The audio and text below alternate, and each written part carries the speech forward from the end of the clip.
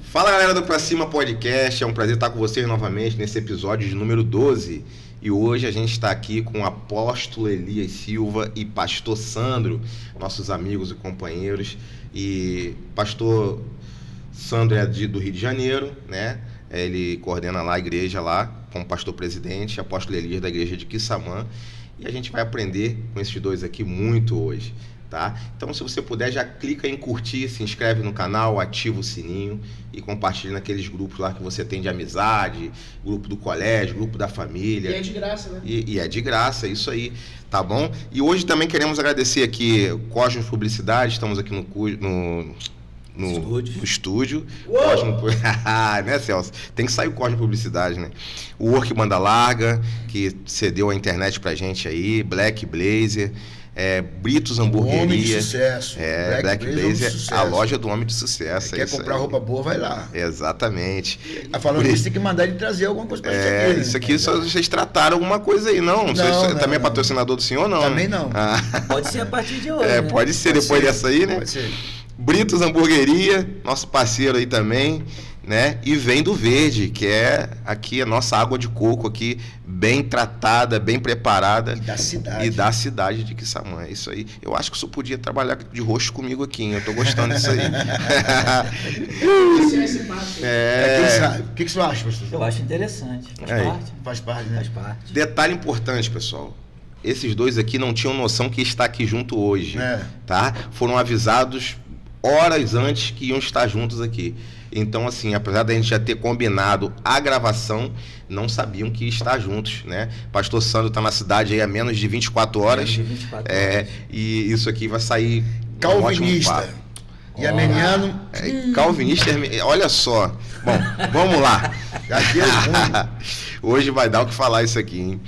Então vamos lá, pastor Elias, que eu chamo de pastor, gente, porque é intimidade de muito tempo. Eu conheço o apóstolo Elias ainda quando eu era pastor, né? Então, assim, quando era quase diácono. Então, se vocês... Pastor não, Elias.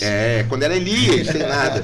Então, se vocês ouvirem eu falar pastor em algum momento, não é uma falta de respeito, e ele sabe disso. É uma questão da intimidade do tempo que a gente se conhece. Então, de repente, vai ficar até mais fácil chamar os dois de pastores. Mas apóstolo Elias, pastor Elias, diácono Elias, a serviço do rei. Apóstolo Elias, ele é formado em teologia, né? Doutorado em teologia, na realidade, psicologia, psicanálise, né? Administra e pastoreia a igreja aqui, uma das 3 maiores igrejas de Quissamã, né? Para honra e glória do Pai aí. E pastor Sandro também administra a igreja de... Qual local lá? Pentecostal Deus de Promessa, Campo Grande. Pentecostal Deus de Promessa, Campo Grande. Pastor Elias, que eu esqueci de falar, a Igreja Apostólica Tenda da Adoração, não é isso, pastor? Se errar o nome da igreja fica difícil, né? Você já foi nessa igreja? Fui, top. Aceitou Jesus lá, né? Não aceitei Jesus. Não aceitei Jesus lá não, mas aprendi muito lá.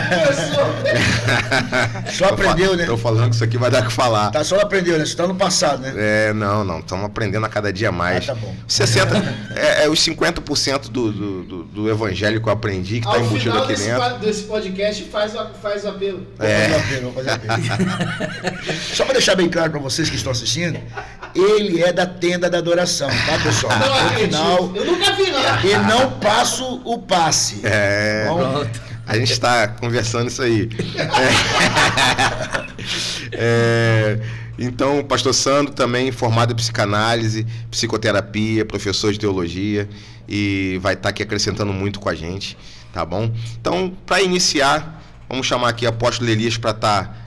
Já iniciou, né? Conversa com ele, então vamos começar com o pastor Sandro. Olha só. Do Rio de Janeiro, visitante da cidade. Essa questão hierárquica é meio complicada, né? Pastor Sandro, eu sou morador do Rio de Janeiro, não sei se sempre morou lá, mas era antes de ser pastor da atual igreja, né, como presidente, o senhor era pastor da Igreja Universal, não é isso? Ficou quanto tempo na Igreja Universal? 27 anos. 27 anos. Aí eu, bem perto de mim, fiquei 23 anos. E como é que foi a experiência de trocar de igreja, né? depois de 27 anos num ritmo de uma igreja que não é tão pentecostal assim, né? Ou acho que não é quase zero pentecostal, não sei o nível, não sei especificar isso, mas mudar para uma igreja pentecostal que o ritmo é diferente, a liturgia é diferente, e também como pastor presidente. Também teve uma passagem para uma outra igreja, né? Acredito. Isso. Explica isso pra gente, como foi essa passagem. Assim, é meio conflitante porque se a gente está oriundo de uma... Pronto, deixa eu chegar aqui um pouquinho mais perto. Pronto. Oriundo de uma outra denominação, é complicado porque você começa a sentir esses conflitos, né? A questão do pentecostalismo até existe dentro da Igreja Universal, mas com um outro formato, né? Tem a adoração, tem a busca com o Espírito Santo, mas não da forma em que nós costumamos ver nas igrejas pentecostais ou neopentecostais nos dias atuais. Cheguei na igreja jovem, né? Entrei na igreja por volta dos 13, 14 anos, esse processo aí, transição de adolescência. Fiquei lá, tornei obreiro cedo demais, porque conforme você se aplica à igreja, você se dedica, né? Mais você vai sendo um instrumento, vamos colocar assim, para poder ganhar almas para o reino de Deus. E a Igreja Universal acho que tem esse costume, né? De botar o pessoal bem novo já iniciando os trabalhos. Não tem essa questão de você observar quem é a pessoa. Todo mundo é um instrumento que pode ser utilizado para ganhar almas, vamos colocar assim, né?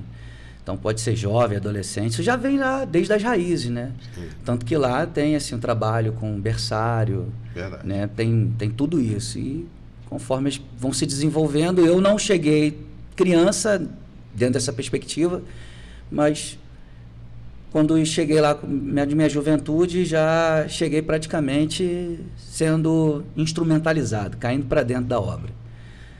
E fui até os meus 17 para 18 anos aproximadamente, assim, que eu me tornei obreiro e logo depois vir a ser pastor.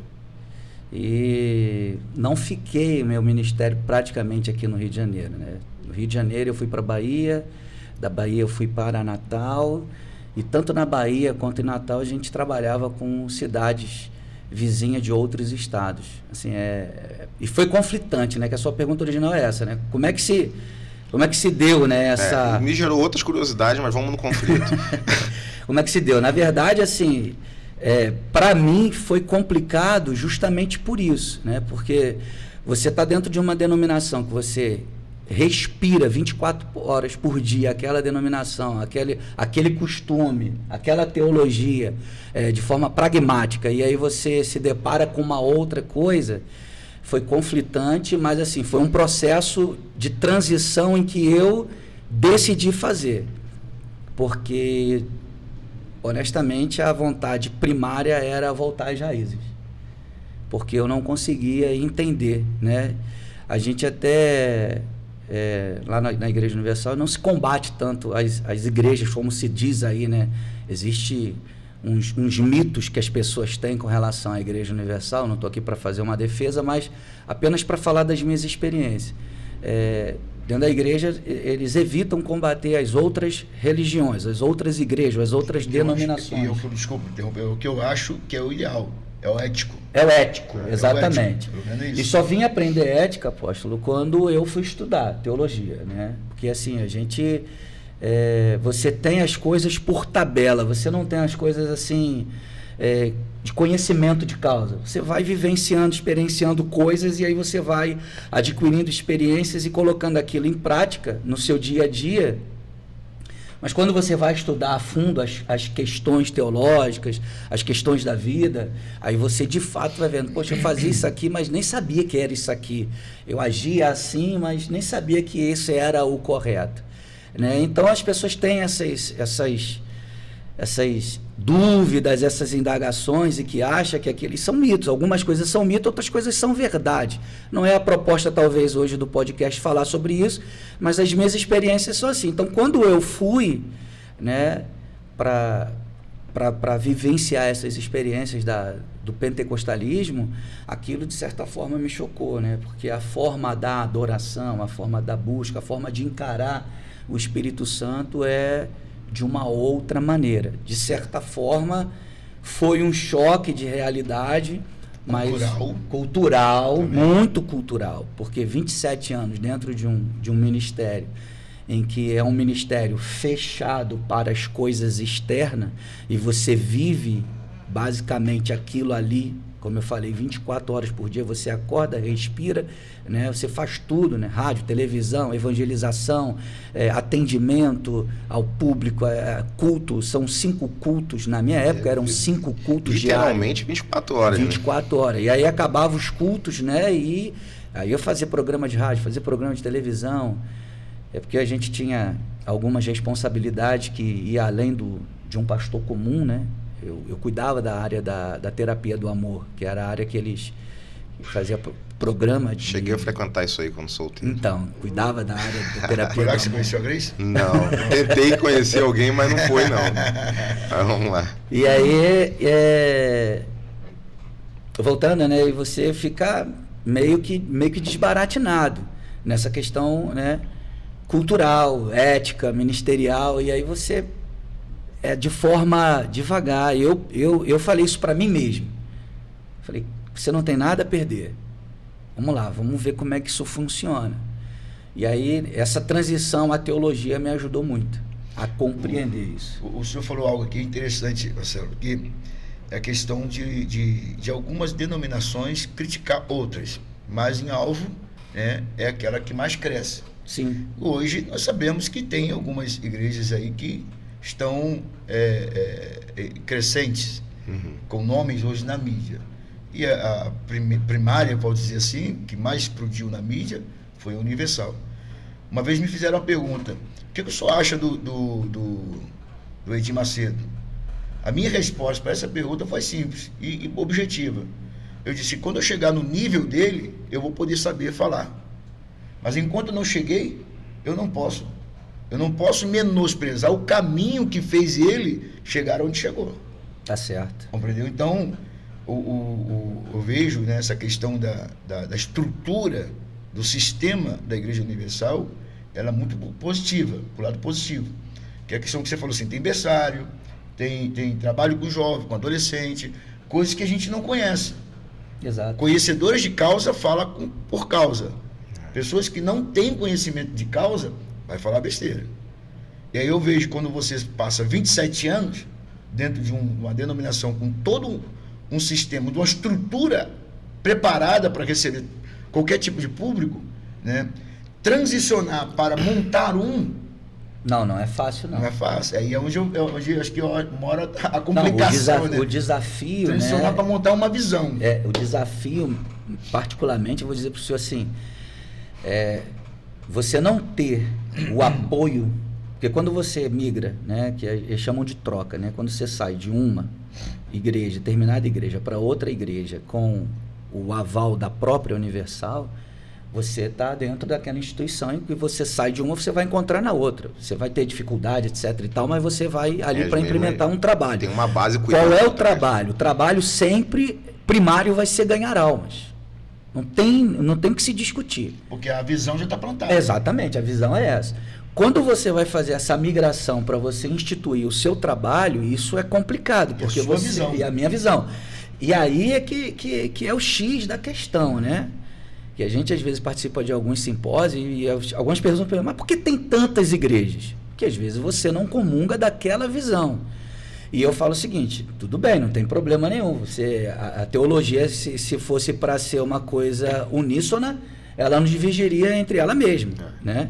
Então, tipo assim, não tem problema. Você só não pode fazer da Bíblia a sua particular interpretação, né? O próprio apóstolo vai falar exatamente sobre isso. E implementar essa visão. Isso aí é que é o complicado, né? Porque você também fica naquela ideia, meu Deus do céu, se é uma revelação que o senhor está me dando, ou isso aí é outra coisa, estou criando uma outra coisa, né? E quando você vai para dentro das escrituras, que você vai com mais tranquilidade, você vai vendo. Por isso eu tive o desejo de aprender, e não ficar com aquela perspectiva, não, eu não concordo com isso, não concordo com aquilo, eu vou montar uma igreja. Não, eu busquei aprender a verdade, conhecer a verdade, para poder implementar um trabalho. Interessante. Agora, quer falar uma coisa? Aqui na cidade tem um pastor. Ele pastor, eu vou falar o nome que ele é bastante Pode conhecido. até puxar mais para próximo se achar, fica lá. Ele é bastante conhecido. Pastor Amaro. Eu aprendi uma coisa com ele, já de idade, né? Dono da Hotel Maravilha. Antiga Prolar, né? Antiga Prolar. E uma vez eu passei por uma situação e ele que nos amparou uma vez. E ele chegou para mim e falou assim: Pastor Elias, existe igrejas para tudo quanto é tipo de público.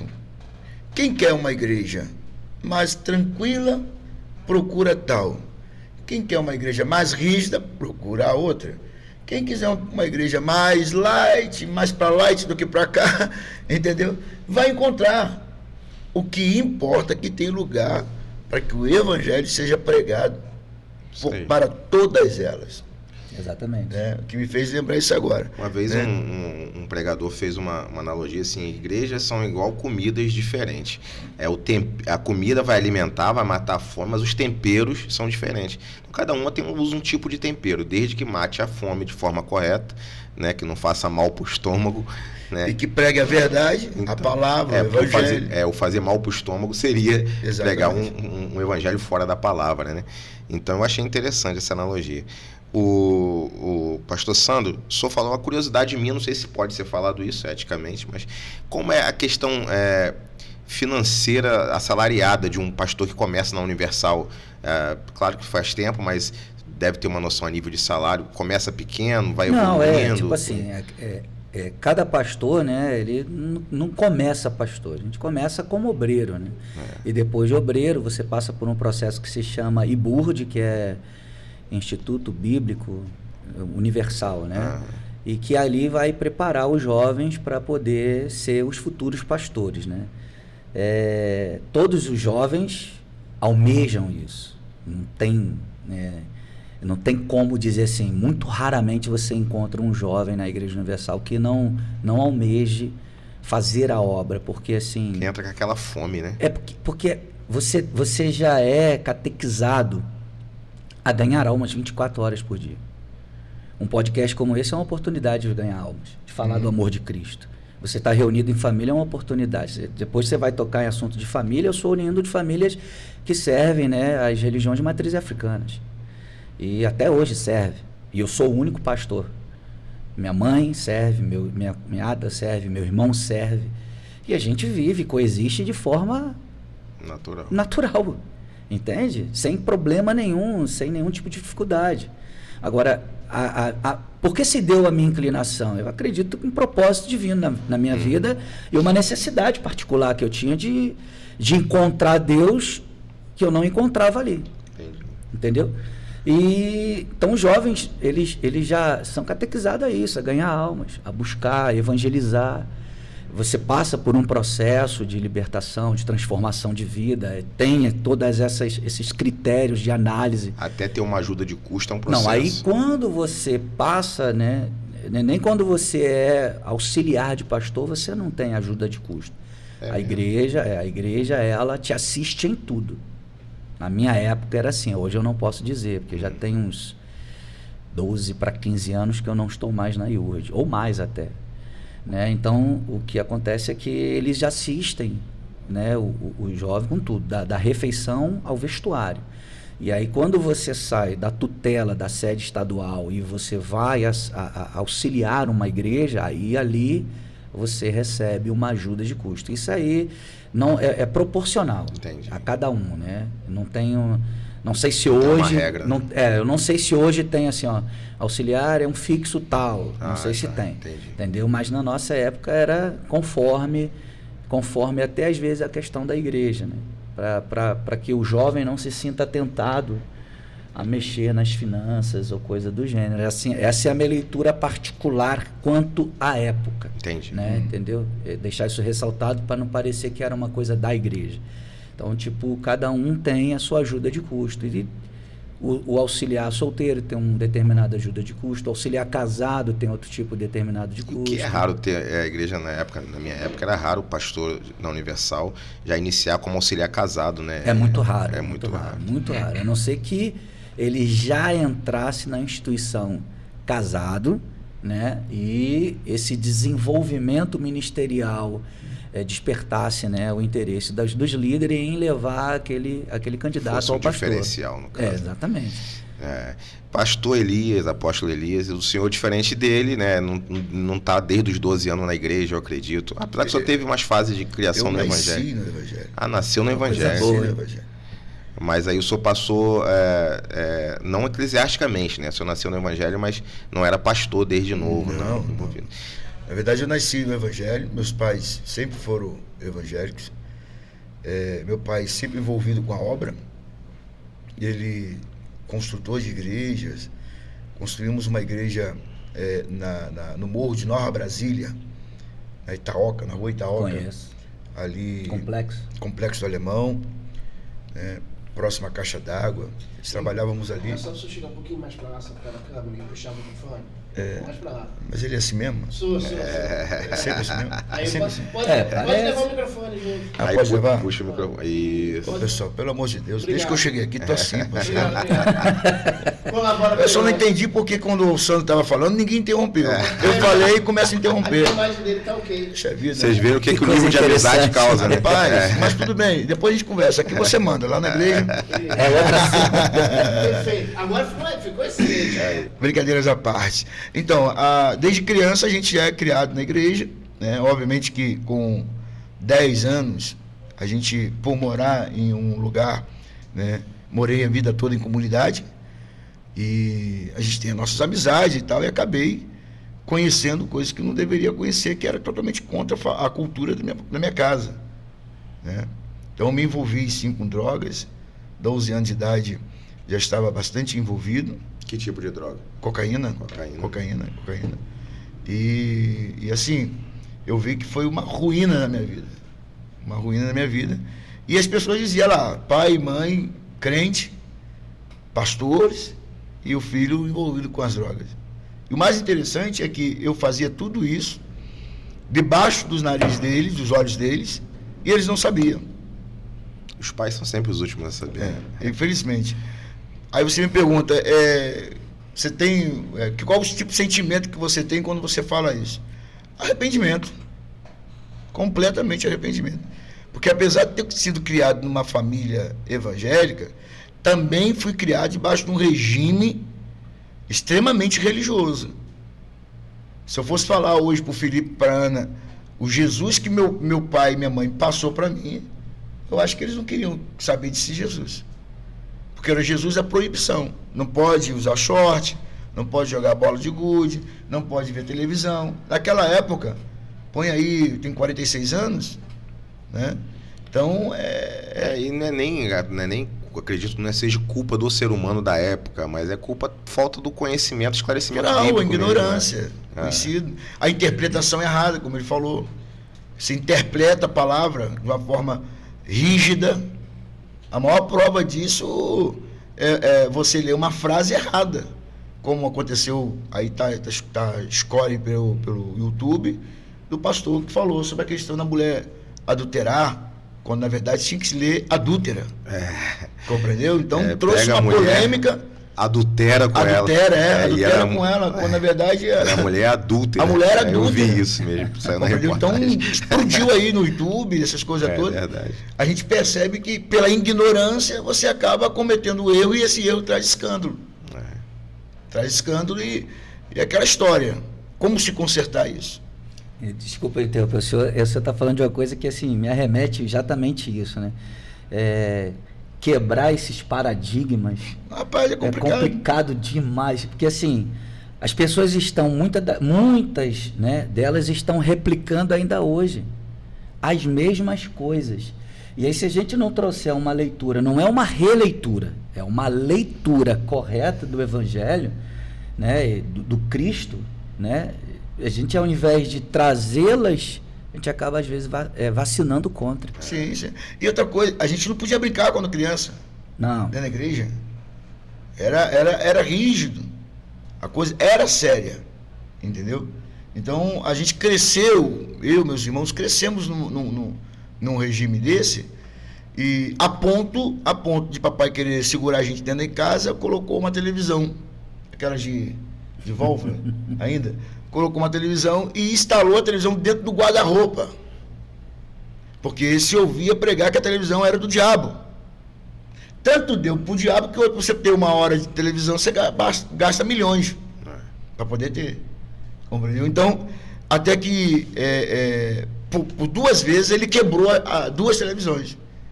Porque a gente, quando criança, acabava contando para os amigos da igreja, que também era proibido, acabava, né, os filhos do pastor lá vindo se unir com a gente para ver tal hora o programa, a sessão da tarde e a sessão aventura, entendeu? Que era que a gente podia assistir, e pela manhã, quando não estudava, pela manhã, tinham os desenhos, né? E eles vinham, quando eles participavam, né? Quando eles participavam do evento, iam para casa. Aí os pais perguntavam, tá bom? Tava na casa do presbítero Ailton. Fazendo o quê? Vendo televisão. Aí lascou, meu irmão. Chegava na hora, culto de doutrina, quarta-feira, crente que tem o caixote do diabo em casa, para tentar segurar seus filhos, é que não tem, né, força, não tem autoridade. Aí, meu irmão. Ainda contamina o pai do senhor. O pai do senhor já era pastor nessa época? Já era presbítero. Já era presbítero. Presbítero. Pastor, quando se fala pastor, ele já dirigia uma congregação. Sim. Então, era um dirigente de congregação. Então, havia essa pressão. Só ainda colocava ele numa linha complicada, né? Complicada. E aí, né, ele se irritava com aquilo, porque a pressão era forte. Todo mundo já sabia. E ele vinha de bicho, porque a ordem dele era, não fala para ninguém, fica aqui dentro. Era uma maneira de segurar, tá? Era uma maneira de segurar a gente dentro de casa para não ir para a rua. Mas uma maneira tal como radical, e acabava implantando um sistema dentro da gente. E o primeiro refúgio que eu vi, né, que não se justifica, foi as drogas.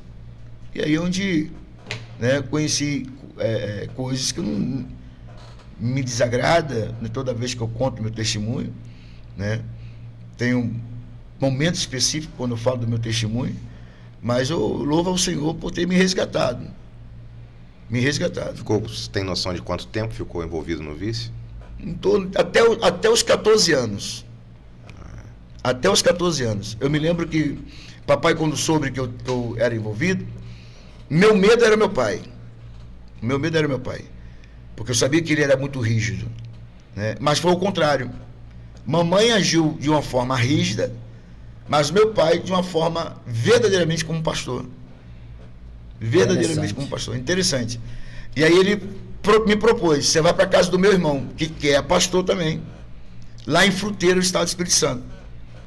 Era uma roça de café, cara, que eu fiquei pensando, poxa, moro numa comunidade super agitada.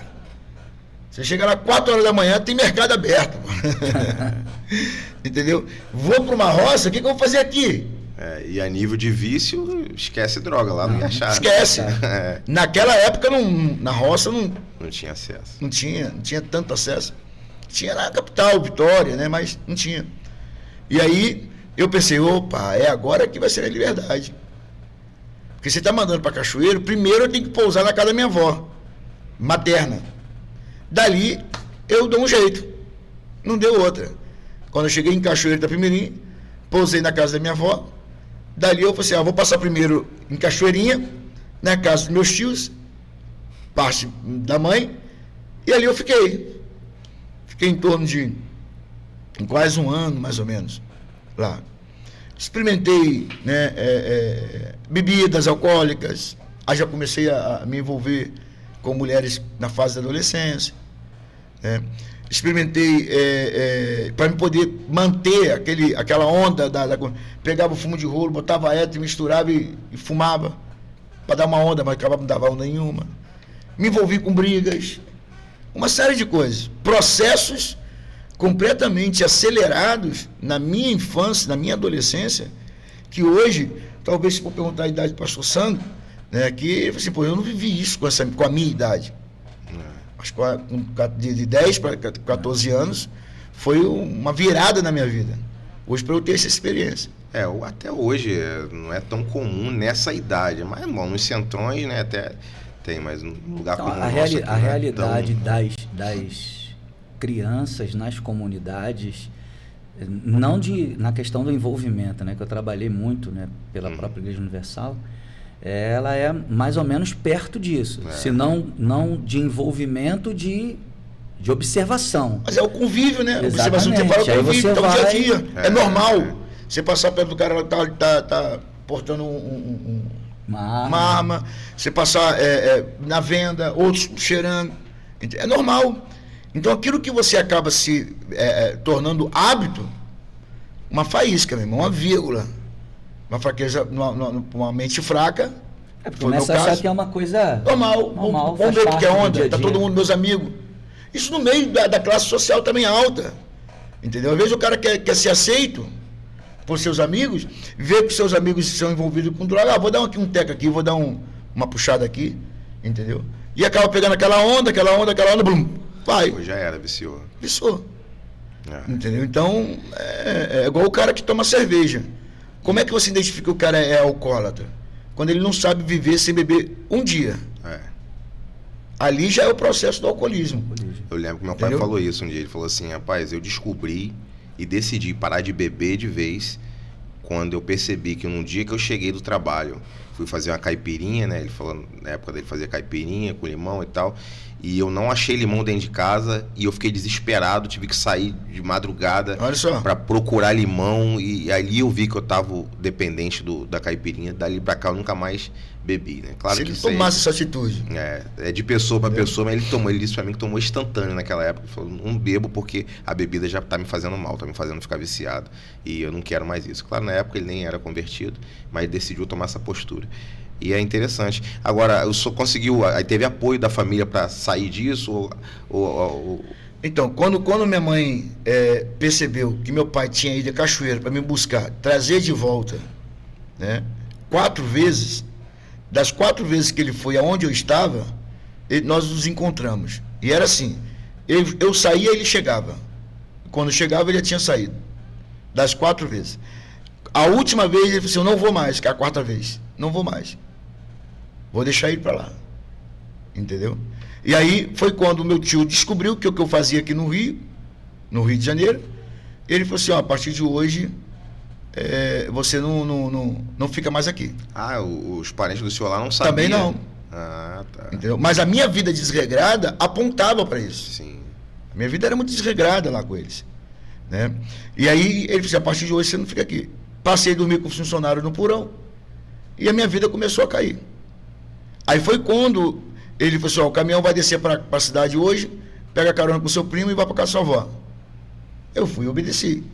É que para quem ouve hoje acha tudo muito estranho. Mas como isso? Não dá para dar uma ligada? Que na época que você tá falando, não era telefone com facilidade, não tinha telefone, WhatsApp, não tinha nem Orkut na época. Não tinha internet. Então era básico isso acontecer, de ir sem comunicação, chegar lá e não encontrar o senhor. Tinha telefone aquele de orelhão, que tinha já na roça, mas na praça, onde que era a central, mas mesmo assim, era distante.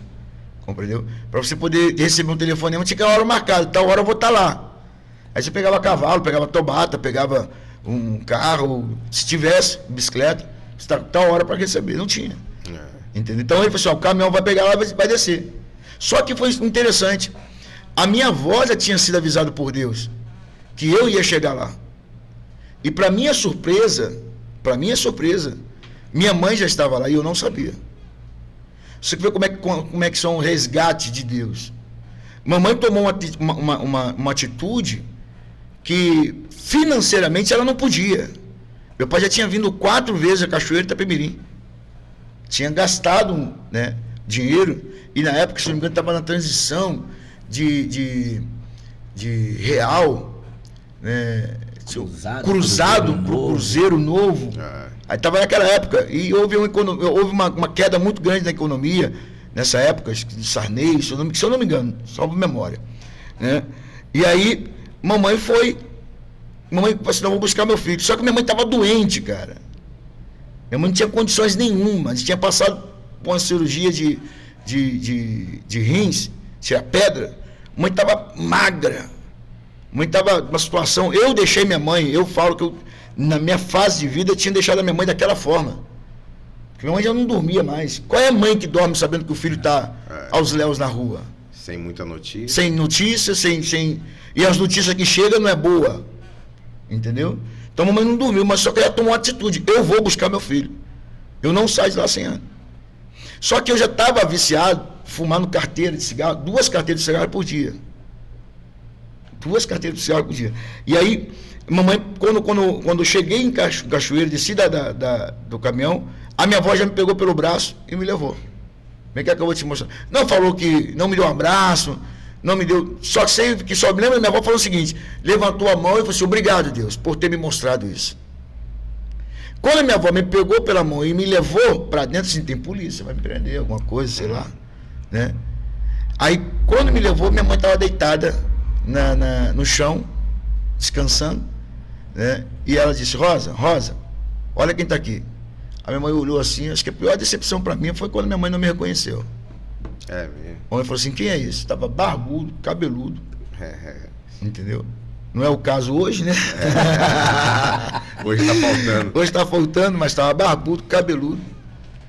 A minha mãe, rapaz, ela foi tomada por uma força que ela falou assim, ela levantou e falou assim: eu não botei filho no mundo para estar da forma que você está. Não coloquei. Entendeu? Pagou o cabeleireiro para mim, eu fiz a barba, entendeu? Passei por um processo de saúde também, né, nessa época, muito melindroso. Passei por um período também de rejeição, entende? Porque pessoas do interior sabem como é que é, né? E minha mãe, ficamos ali mais umas 2 ou 3 semanas. Dentro disso, Deus falou. Deus usou uma missionária que disse assim, foi lá na casa de vovó à tarde e falou assim para mim: eu estou mudando a tua história de vida hoje. Eu vou transformar a sua vida e vou cumprir o que eu falei. Mas estou preparando para você, assim mesmo. Estou preparando para você momentos que você precisa tomar escolha. Quando você chegar naquela terra, assim, detalhe, eu não esqueço uma vírgula. Entendeu? Quando você chegar naquela terra, você vai abraçar o que é meu. Eu já preparei o coração dele.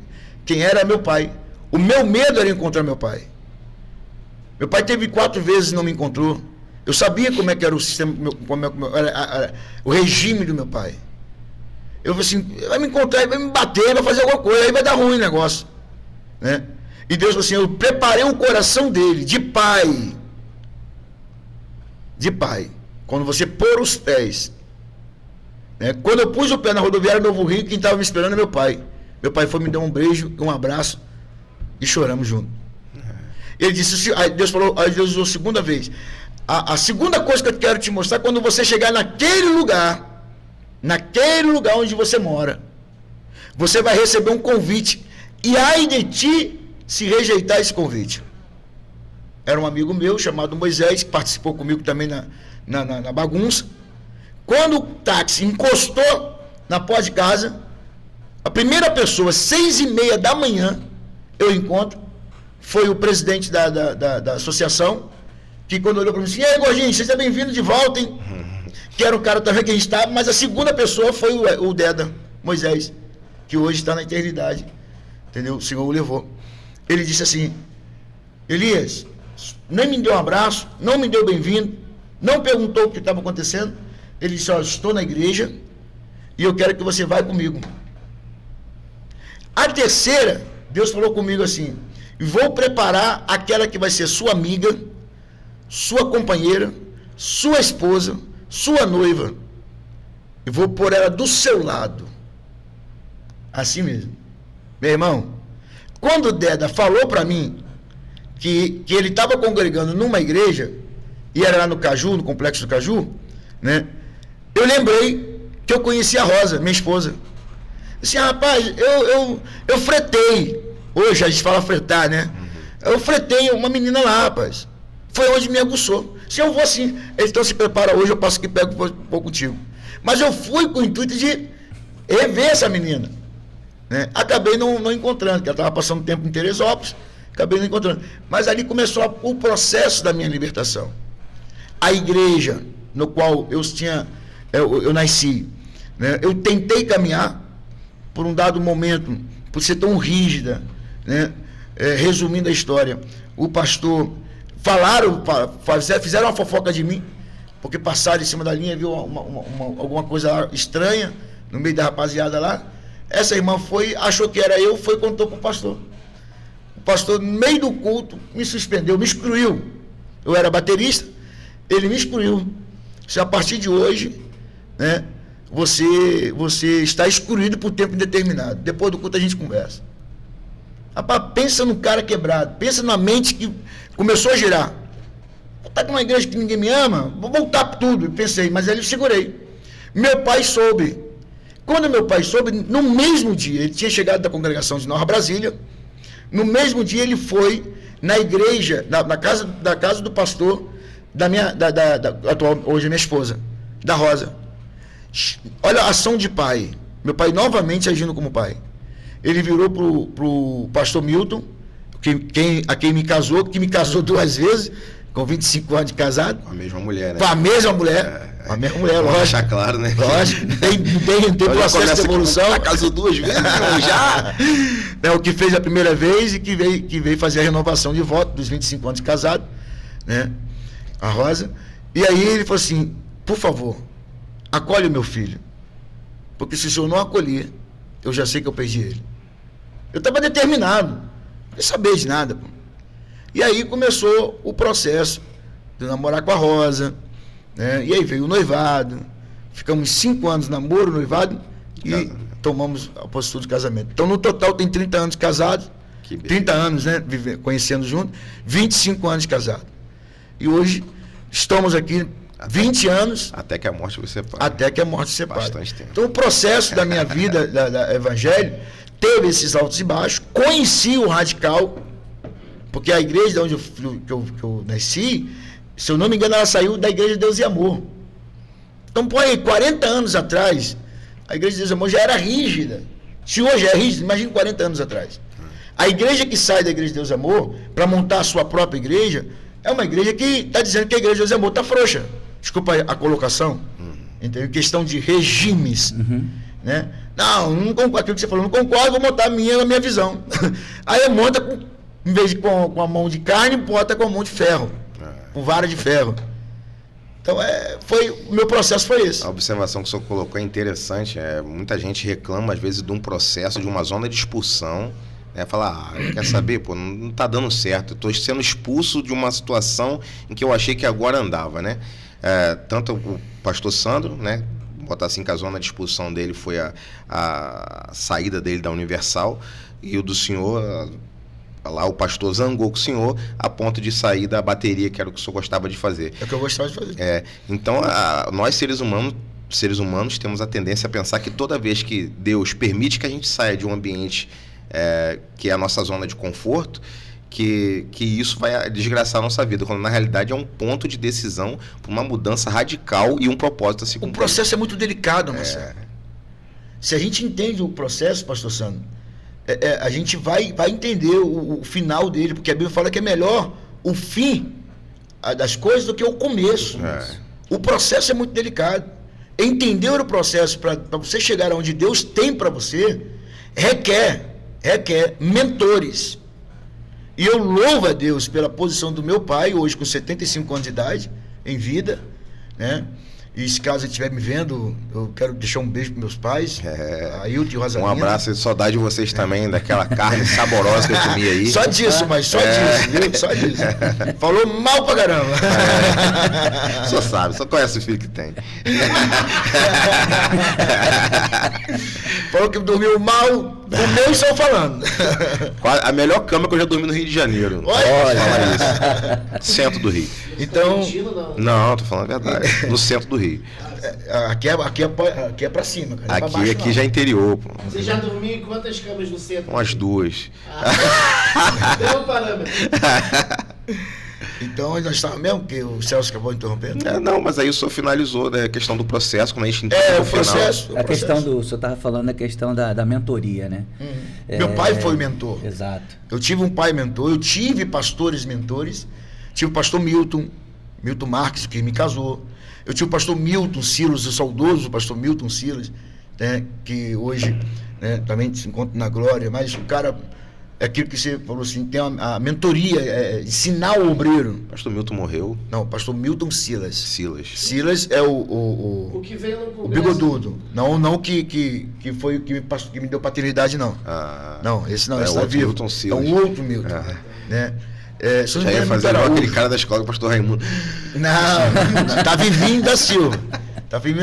Eu tive o pastor Milton, tive 3 Milton aí na vida. O vivo, os 2 vivos. Né? Eu tive o pastor Gilberto Lima. Pastor Gilberto Lima foi um provocador de obreiro. Ele dizia assim, meu filho, dá uma palavra, tá? Dá uma palavra. Deixa Deus te usar, meu filho, vai.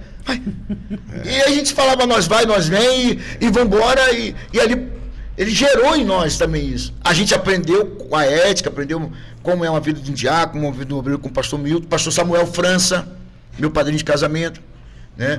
Hoje se encontra pastor presidente da Assembleia de Deus, lá de Santo Dumont, Minas Gerais. Não sei se você chegou aí, quem foi lá foi Marquinhos comigo. Só os mais chegados. Né? Tive esses pastores que me mentoraram, né? Tive esses pastores que me ajudaram muito, mas muito. Contei nessa trajetória o bispo Sérgio Leão, um paizão com a bispa Ana. Ele esteve aqui, né? Há pouco tempo. Poxa, um paizão, que foi onde que me projetou, que me levou para a obra missionária, né? Vimos para cá, para Quissamã, 20 anos atrás, onde só tínhamos 4 membros, um lugar pequeno, de frente à atração jovem, né? Então, antes de você ler a minha capa e julgar a capa, esquece da história. 20 anos em Quissamã. O senhor ainda teve a questão de que o senhor foi militar, né? Sim. Durante muito tempo. 10 anos.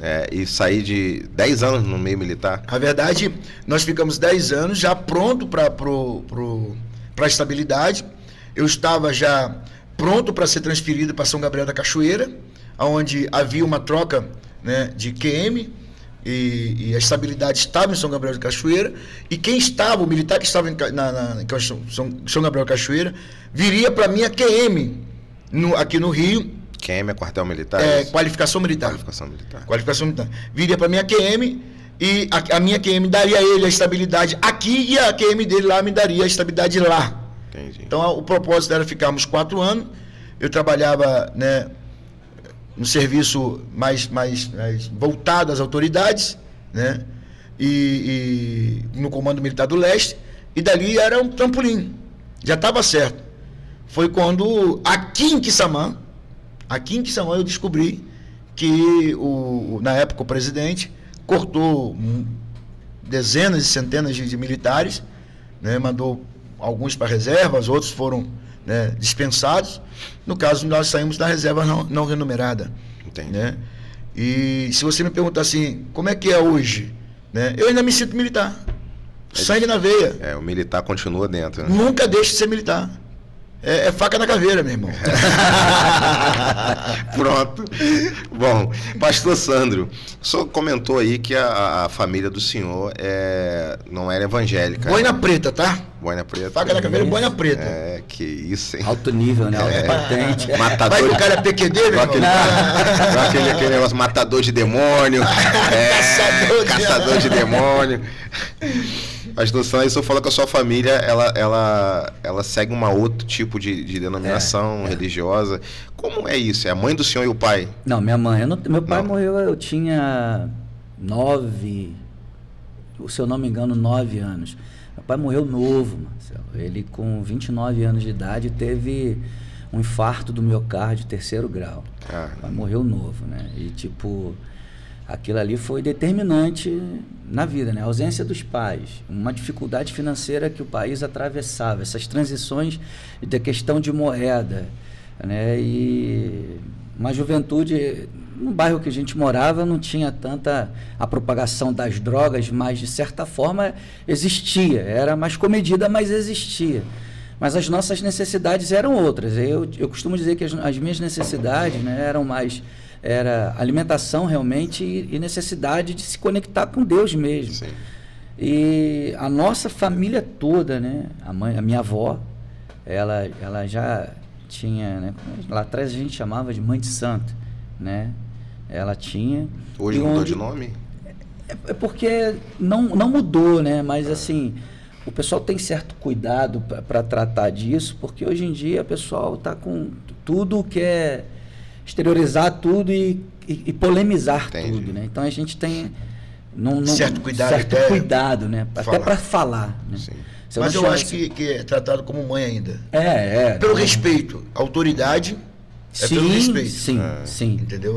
Pai, mãe também. Pai, mãe existe. Pelo respeito. É o pai espiritual, a mãe espiritual. E minha avó tinha, né, um centro onde ela era mãe de santo. Todos os filhos, quase todos, eram obrigados a estar ali, né, cumprir esse ritual espiritual. E por sua vez, por ela concentrar isso lá, é lá que a gente se alimentava. Né? A gente ia para lá e comia e ficava os fins de semana. Às vezes ela reunia todos os netos. Na minha época, eu estou falando aí 7, 8 anos, ela já tinha 74 netos. Eram 74? Já tinham 74 netos. E alguns bisnetos. A família, hein? Crescer e multiplicar e encher a terra. Foram 17 filhos que ela teve. Nossa. Minha avó teve 18. Olha isso. Meu pai foi o caçula de 21, então a minha história tá mais bonita. Naquela época não tinha televisão, né? Só era rádio. Então sobrava eles. Não tinha nascido o criador do WhatsApp multiplicar, ainda. Né? Obedecer o que está na palavra. Né? E o sexo era feito prazeroso, né? Com o desejo de procriar a família. Exatamente. Isso é outra polêmica, ele vai dizer assim. Mas aí, como é que é isso? Dá para conciliar, dá para viver bem? Então, assim, não tem problema algum, não tem problema algum nessa questão, né, dessa relação familiar com aqueles que têm uma opção religiosa diferente da sua. Você tem que ter maturidade, é como o apóstolo falou, hoje em dia o que falta são pessoas que vão ensinar, né, a questão ética, a questão espiritual, para você poder coexistir de forma saudável, né? Respeitosa. E é o ambiente da minha família hoje, né? Eu tenho dentro da nossa casa essa relação respeitosa. A gente consegue conviver, fazer os nossos encontros familiares sem nenhum tipo de problema. Conseguimos falar da religião sem nenhum tipo de problema. Você consegue falar de Jesus para eles? Sim. Normal? Sem problema nenhum. Sem nenhum tipo de crítica de nenhum dos lados. Sem nenhum tipo de resistência de nenhum dos lados. Na verdade, pastor, acho que quem vai polemizar isso aí, na verdade, a polêmica nasce quando politizaram. Quando você politiza, né, vai politizar a religião, você vai trazer para o âmbito da discussão, da desigualdade. Entendeu? Então, e o desrespeito vai nascer. Claro. Porque apesar de a gente estar no país democrático, cara, vai dar direito de você falar mal da minha religião e eu falar mal da sua, e em vez de ficar no âmbito apenas das ideias, entra no âmbito pessoal. Conflito, né? Conflito. É o que está se acontecendo hoje. O grande problema é quando a pessoa compra algo como verdade absoluta. Aí é complicado. Eu quero. Não, a verdade é essa aqui. Então, assim, quando a gente tem a nossa opinião, esclarece ela, mas respeita a opinião do outro, aí há uma convivência saudável, né? Complicado. Eu tenho conhecidos, pessoas que têm os seus parentes hoje na religião afro-africana, né? Que os próprios que estão lá dentro dizem, não, aqui não é o seu lugar. Você tem que procurar uma igreja e ficar na igreja. Compreendeu? Eles dão um conselho. Então você percebe que o preconceito está quando eu levo para o âmbito político. Tá? Aí entra a questão, né, tem um nome que se fala da minoria, né, do ativismo religioso. Aí vai dar ruim. Que atrapalha dos dois lados. Que atrapalha os dois lados. Não consegue mediar esse tipo de conversa de forma pacífica. Acaba se tornando, na verdade, exatamente. Você começa a defender bandeiras que vai gerar o embate, a discussão que não se converge para aquilo que de fato vai agregar. Né? Então hoje, pastor, vou botar aqui uma polêmica, que eu acho que o Marcelo não estava preparado para isso, mas eu vou falar. É igual a questão do homossexualismo. Se eu tenho um filho que pendeu para esse conceito, tá? Tem que deixar bem claro, eu não sou contra a pessoa, tá? Eu sou contra as ações. Mas ele não pôde fazer nada. Aconteceu, ok, não vou estar aqui entrando por méritos disso, daquilo, tá? Mas eu vou amá-lo, eu vou abraçá-lo, eu vou cuidá-lo, eu vou ensiná-lo. É uma escolha, foi uma escolha dele, tá? É respeitar. Eu ensinei. Eu tenho que partir com um princípio assim. Eu ensinei, eu mostrei. O caminho é esse. Ó, esse é assim. Mostrei, mas aí a escolha foi dele. Foi dele. Compreendeu? Então eu vejo que acaba separando pai, mãe, filhos, né? Por conta da questão ativista, político, porque trouxe para essa discussão. Aí vai dar briga, vai dar ruim, vai dar separação. Então é louvável quando a gente vê uma família, como você mesmo falou, da sua família aí, se senta, conversa, bate papo, conversa de tudo. E todo mundo respeita. Se tiver aqui na sua igreja, vai participar. Sempre vão. Todas as vezes que a gente faz algum tipo de evento, se for algo que eles não tiverem já agendados, comprometido com outras coisas, mesmo que não seja questão religiosa, todos eles me apoiam, me ajudam. Somatizam comigo, entende? Então, assim, eu louvo a Deus pela vida deles. Agora, é óbvio, eu sempre clamo a Deus misericórdia, porque eu entendo nas questões espirituais de salvação da alma, né?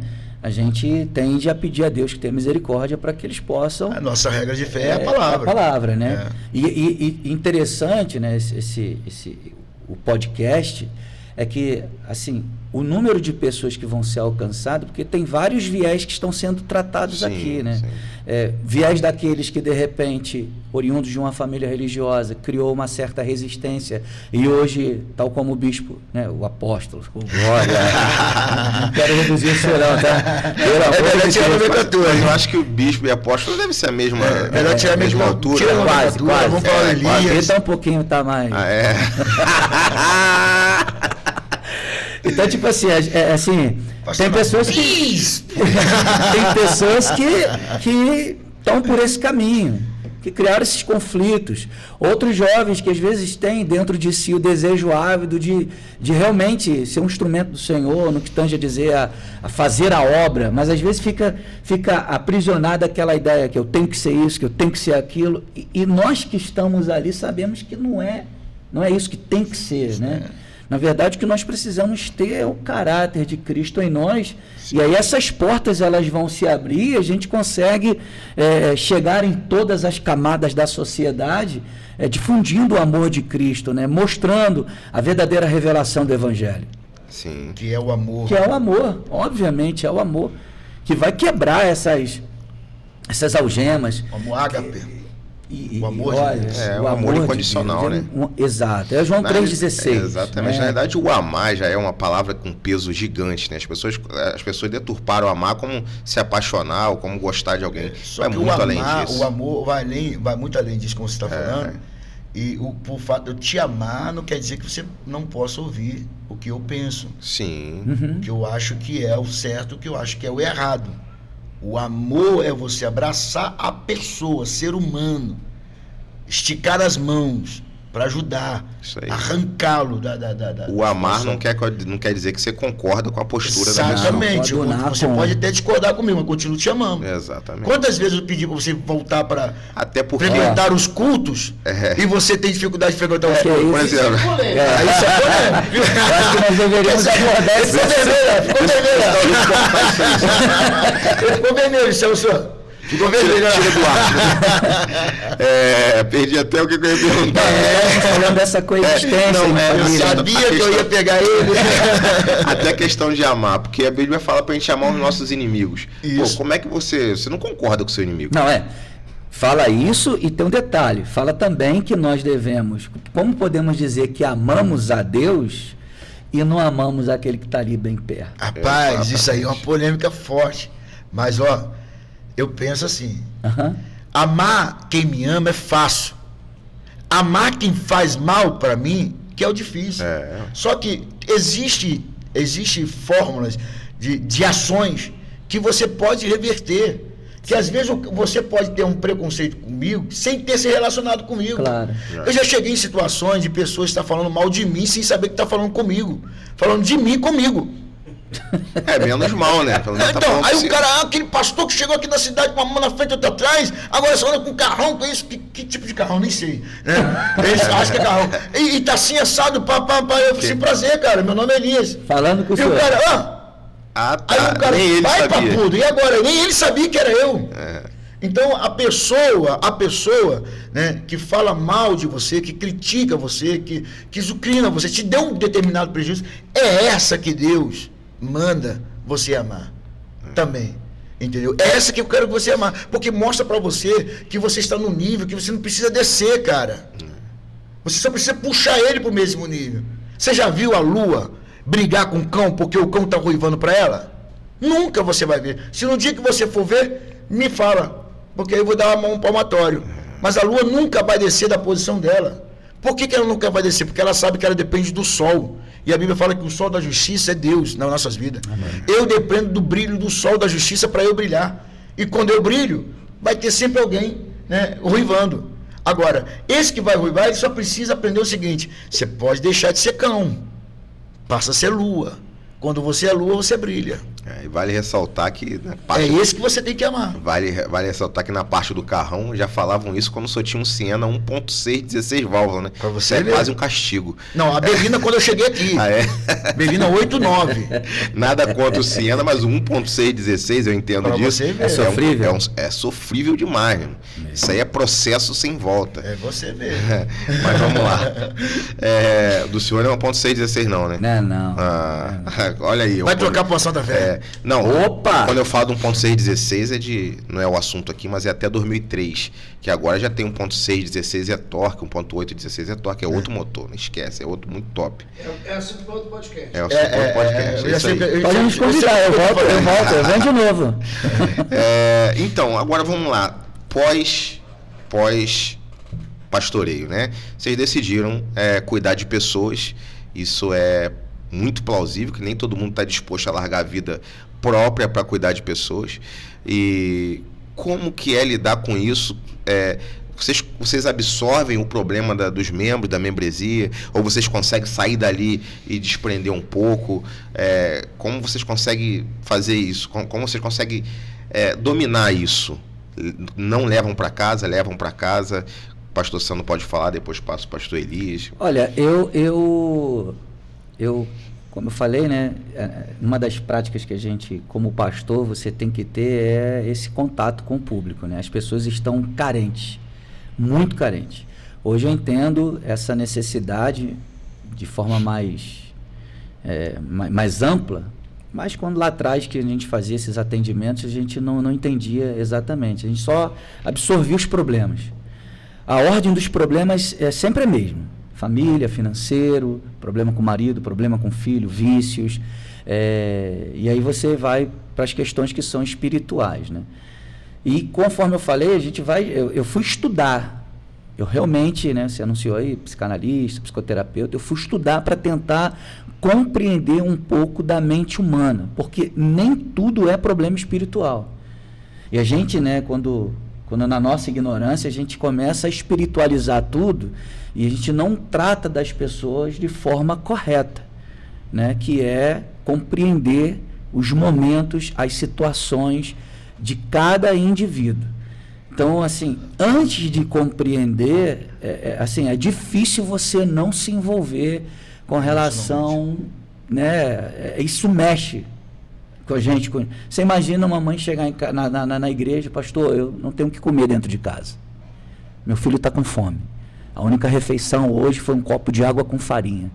Como eu te disse, eu fui para a Bahia, fui para Natal, eu fui para o interior dessas cidades, né, e eu me deparei com situações... Exatamente. Há pouco tempo teve, né, não quero polemizar, não é o caso, mas é um problema com a ministra, né, e eu vi situações em Natal, lá anos atrás, em que mães davam sinais para caminhoneiros e para vender filhos. seus filhos. Por R$2, eu vi passar R$3. isso Eu vi isso. na rede nacional. Eu vi isso, entendeu? E algumas, né, sugerindo.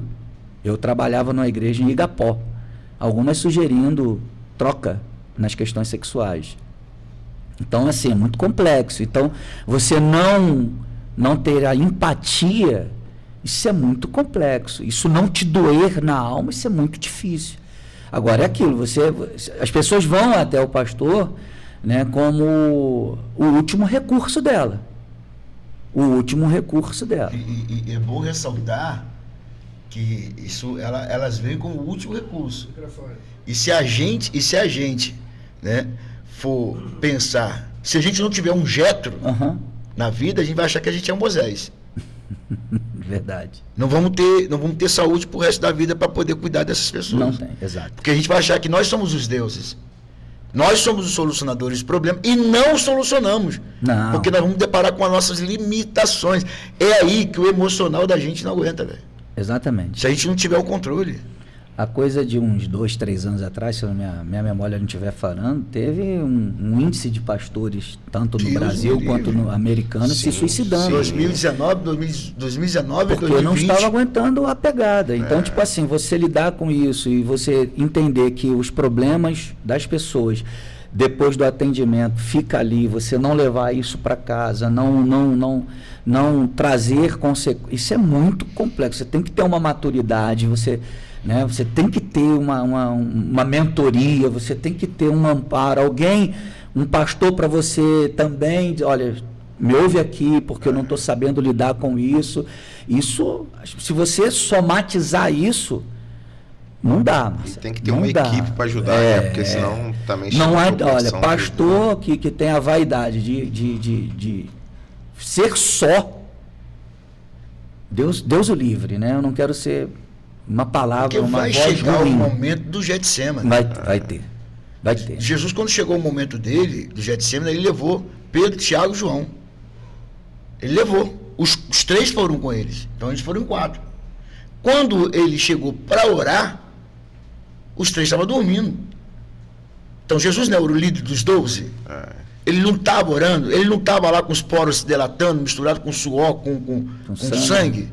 Ele não estava chorando e falando, Pai, se possível, passa de mim esse cálice. Ele era o líder. Emocionalmente, Jesus estava ali entrando num processo, meio que aneuróxico, né? Explodindo por dentro. E aí, quando ele pensa que em apoio, ele encontra os 3 dormindo. Jesus acorda, não dá para vocês ficarem com a gente aqui, comigo aqui. Pelo menos uma padecendo. Pelo menos uma hora. Em outras palavras, assim, cara, vocês não estão sentindo a minha dor, vocês não estão percebendo que está chegando a minha hora? Ora aí, me ajuda. Não, vamos embora, Jesus, vamos embora. Tá, beleza e tal. Você desperta por alguns momentos, mano. Por alguns segundos. Aí Jesus volta e encontra com os caras dormindo. Então, Getsêmani é seu. Mas você precisa ter o controle próprio. É o domínio. Não misturar suas emoções, tá, com a questão espiritual.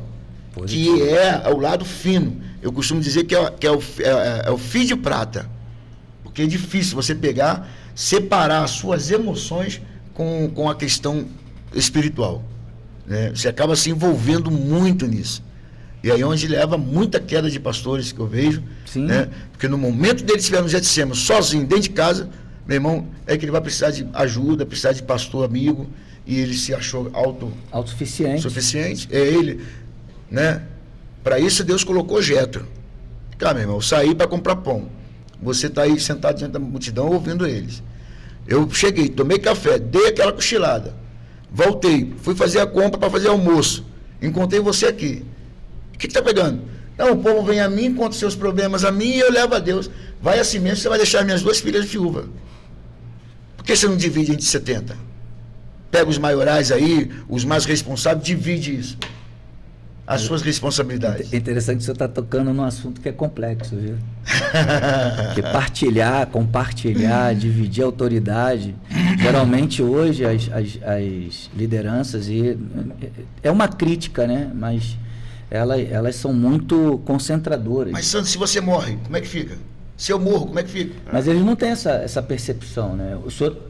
A gente chega, às vezes, num nível de maturidade que a gente consegue compreender algumas questões, né?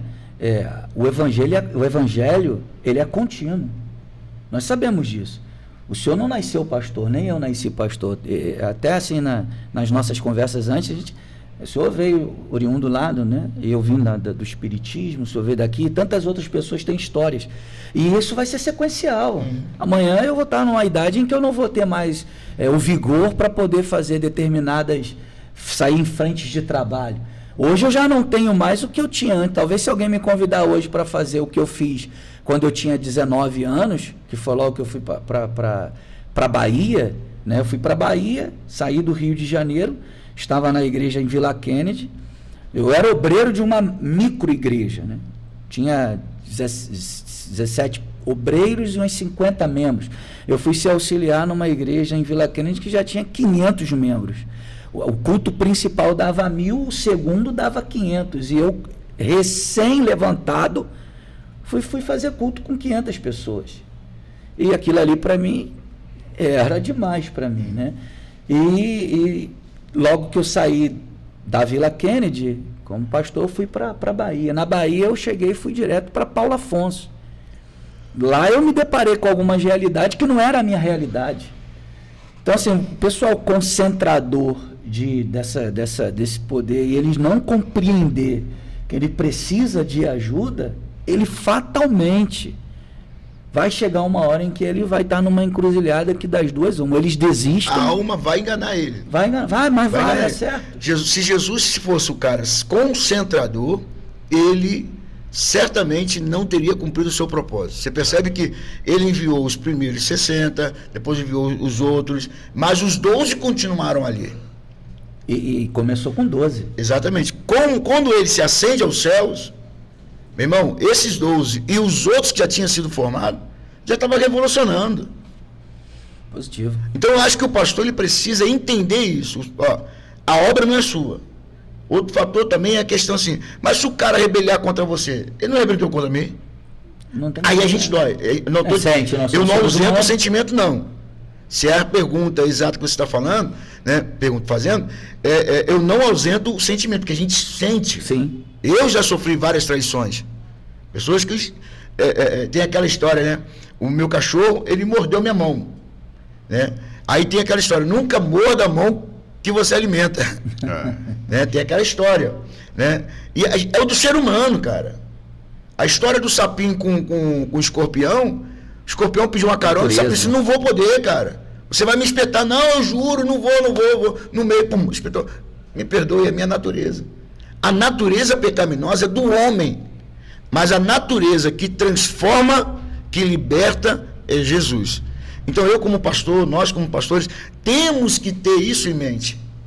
Dá oportunidade à pessoa, trata ela, ensina ela, discipula ela, mentoria ela, confronta, não afronta, que as pessoas têm essa mania de fazer a confusão, né? Da afronta do confronto para a afronta, né? Toda pessoa que não quer mudar, que tem um erro, que você descobre, ela acaba criando um mecanismo de defesa, quando você descobre a fraqueza dela, aí tudo que você fala já não é uma afronta, porque a afronta é para edificar, né?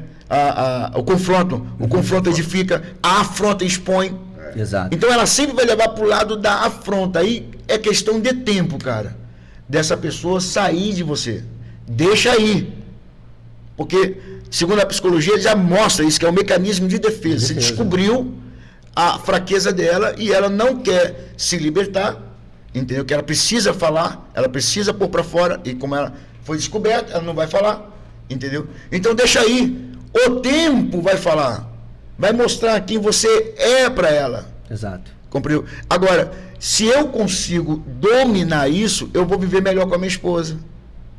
Eu vou beijar muito na boca dela. Eu vou cuidar mais dos meus filhos. Eu vou ter cabeça. Ô, gente, desculpa a minha expressão aqui, eu sou largado assim mesmo, viu? Oxe. Não, a gente perdoa. Isso aí mesmo. A gente perdoa. Né?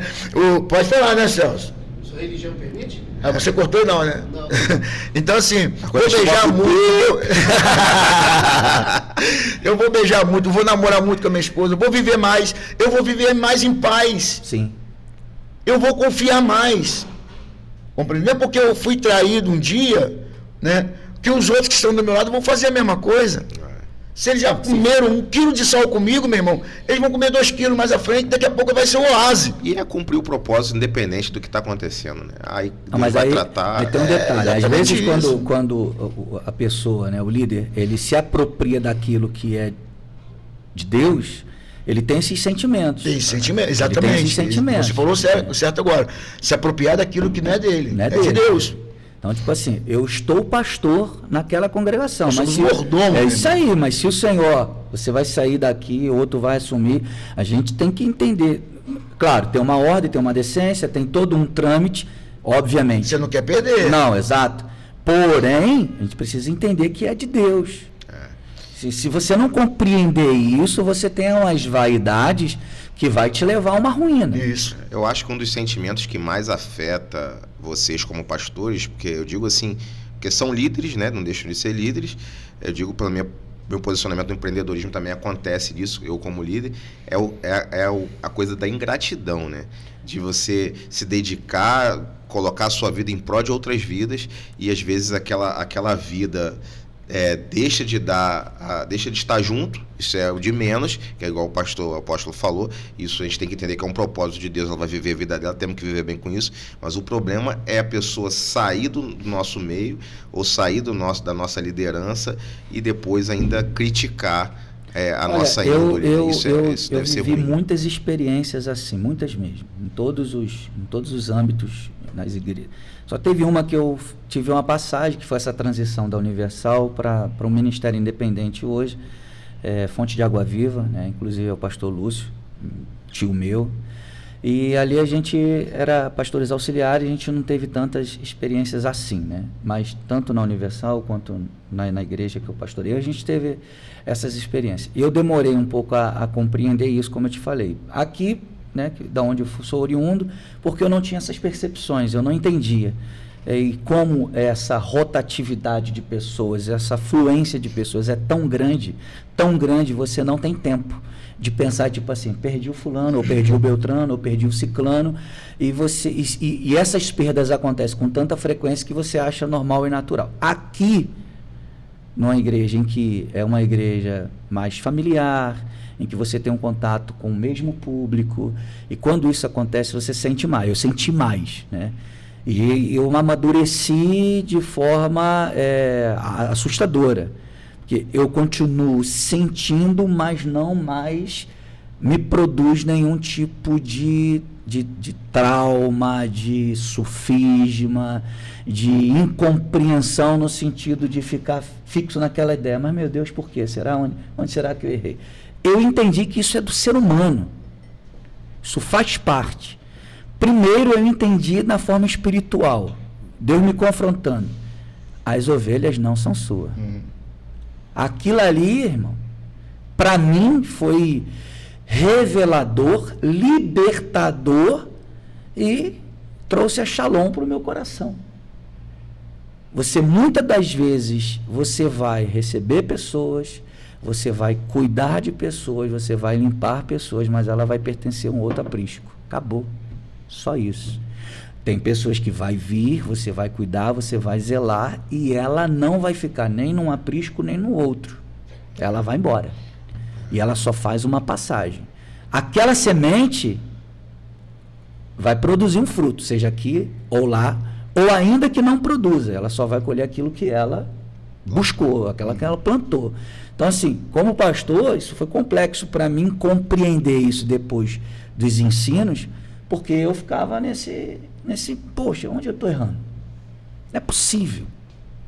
Eu achava sempre traz a culpa pra gente. eu achava que isso era uma culpa minha, que era uma falta minha, alguma debilidade, né, na questão de pastorear a ovelha.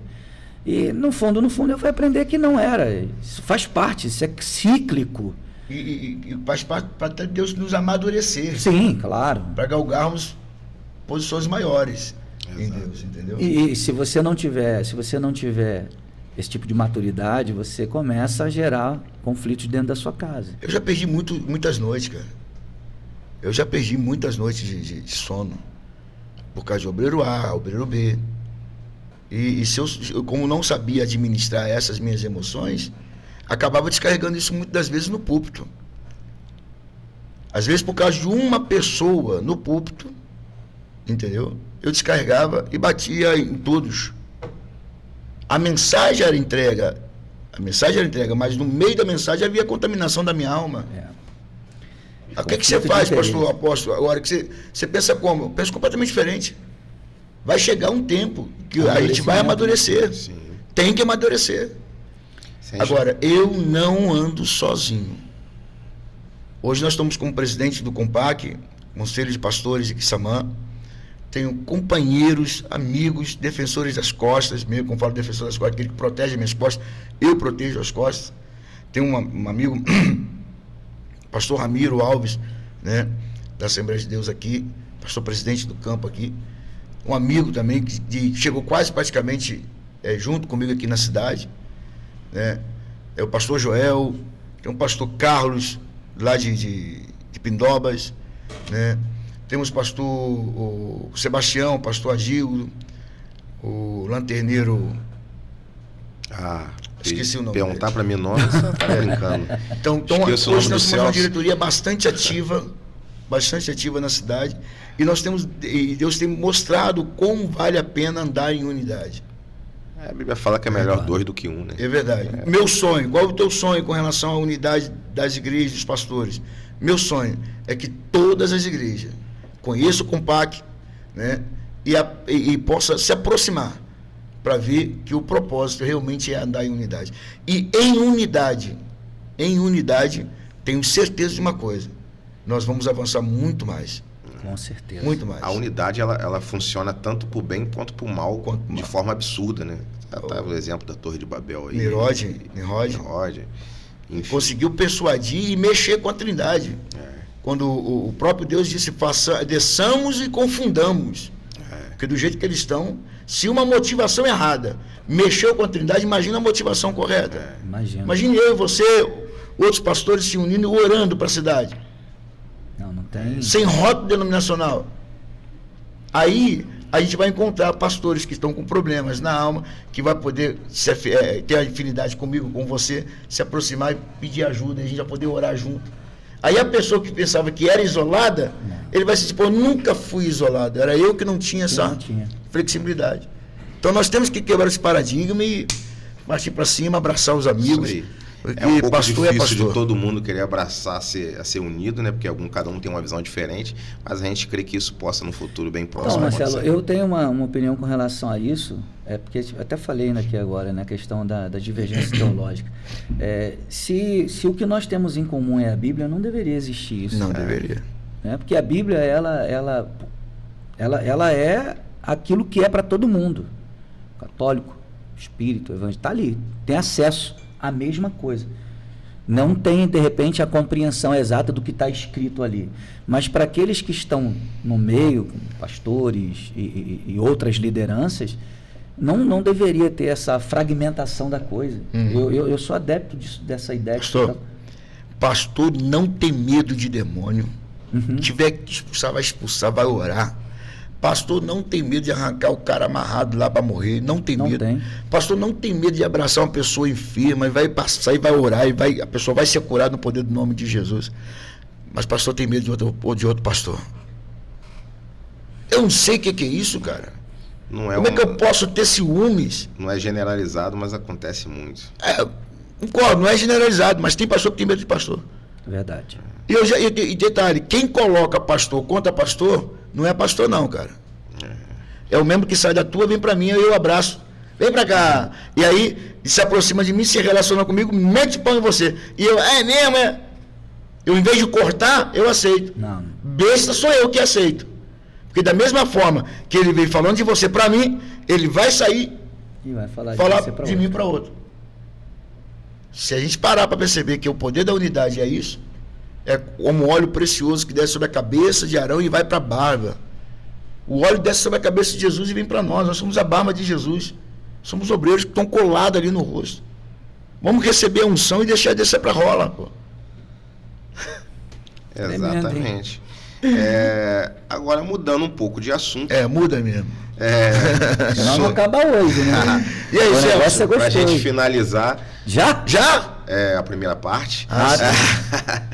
O senhor já teve em Israel algumas vezes, né? Quantas vezes você sabe de De cabeça? 5 para 6 vezes. 5 E vamos pra 6 agora, vezes. 2023, você vai... Então, eu aceito a Uma profecia. ordenança É um presente? de Deus para todos os pastores. É um presente isso aí? É. Eu vou receber aqui, hein? Se o podcast me botar 35, 40 passageiros hoje, uma é sua. Aí, eita, olha só, hein? Então, Por R$8.000. Pensa. Então, isso já está respondendo a pergunta que eu ia fazer.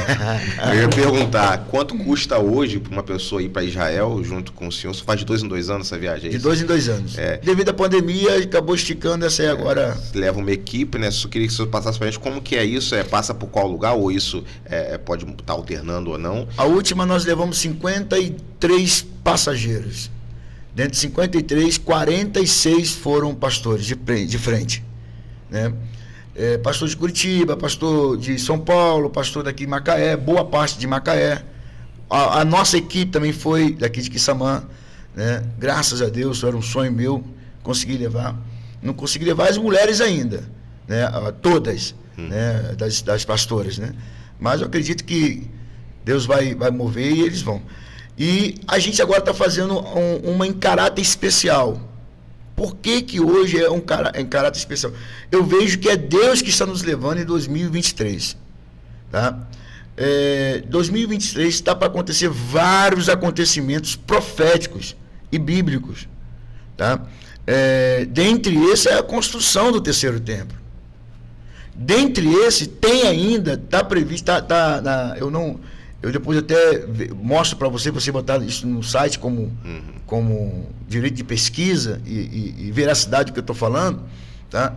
Está para ser criado um tribunal em Israel de rabinos, tá? Que é onde chegaram à conclusão, há 33 anos estudam sobre isso, tá? Que o julgamento de Jesus foi completamente injusto. Só para você ter ideia. E Jesus deixou isso registrado no Evangelho de Mateus, tá? Que eles voltariam a vê-lo desde o momento que todos digam Baruch Rabá Bechei Adonai, bendito é aquele que vem em nome do Senhor. Jesus disse isso.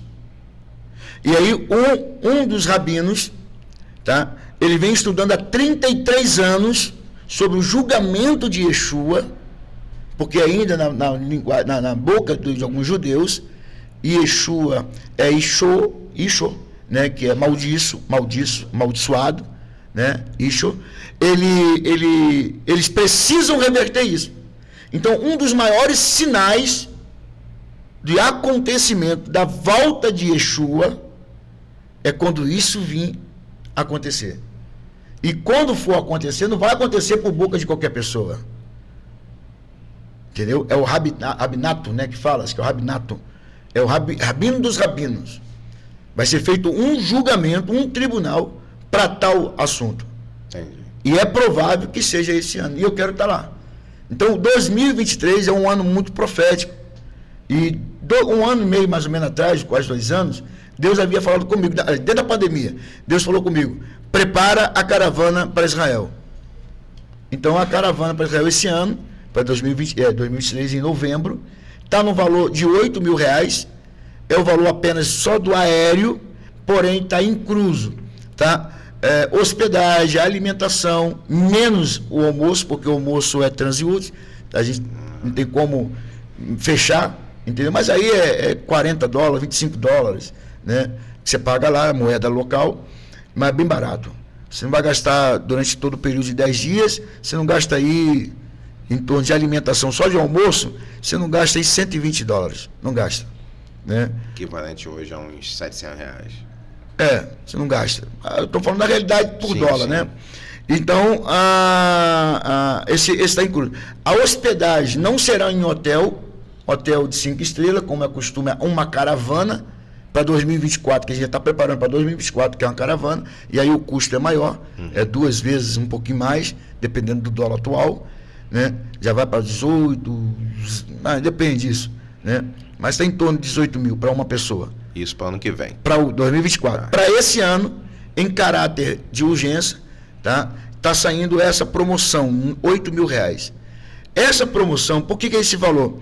Porque é um conjunto da empresa de turismo, juntamente com os empresários judeus, né, com o ministro do turismo de Israel, entendeu? Que estão fazendo uma parceria.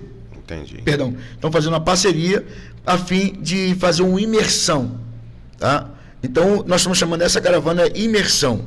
Imersão é você submergir, você entrar mais fundo no contexto histórico judaico, no contexto cultural judaico, né? Entre outras, né? Principalmente a do próprio Yeshua, Jesus Cristo, nosso Salvador. Então vai ser um momento muito legal. O nome da minha caravana é Ativando o Profético na Terra Santa. Então a gente somou isso para uma imersão, para levar as pessoas. No final do dia, depois do translado, né, visitando os lugares históricos, como Genezaré, como o Mar da Galileia, como Cafarnaum, como o Monte das Bem-aventuranças, como o Muro das Lamentações, como o Mar Morto. Vai ter o prazer de poder tomar banho, né, no Mar Morto, pelo menos saber que lá flutua, né, você boia mesmo, não dá para afundar por causa da quantidade de sol. Quem não sabe nada, né? E acho interessante, vamos visitar o Rio Jordão, vamos fazer o batismo simbólico no Rio Jordão, onde Jesus foi batizado. E interessante que o Mar Morto, ele é alimentado pelo Rio Jordão. O Rio Jordão alimenta a Galileia alimenta o Mar Morto. E ali acaba. Eu tenho uma história muito interessante. Tudo aquilo que você retém, você não consegue multiplicar. Você morre com ele. Então o Mar Morto tem um pequeno quilômetros de elevação, de baixo a nível do mar, e não consegue passar e está perdendo vidas. Não tem vida dentro do mar, né? Então, porque ele retém, ele recebe. O Jordão semeia na Galileia, a Galileia semeia no Jordão e ele acaba. Não vai para o mar. Então não tem vida. Então tudo aquilo que você retém, você acaba não crescendo, né? Desenvolvendo isso. Então, a fazer uma caravana hoje, já é a 6ª caravana, se eu não me engano, saindo aqui de Quissamã. Quissamã tem uma igreja que faz caravana para a Terra Santa, pessoal. Né? Esse que vos fala, né? Então é um privilégio tornar essa cidade conhecida na Terra Santa.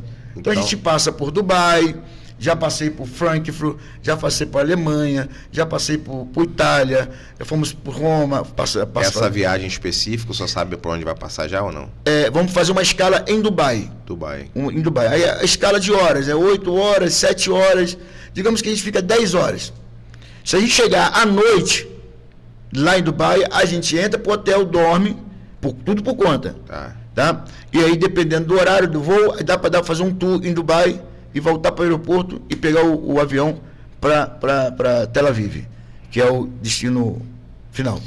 De Tel Aviv a mesma coisa e volta para o Brasil. Então vamos lá, trocando em miúdos. 8 mil reais. 8 mil reais. Pode pagar em cartão isso, parcelado ou não? Pode passar o cartão. Até quantas vezes? 10 vezes, sem juro.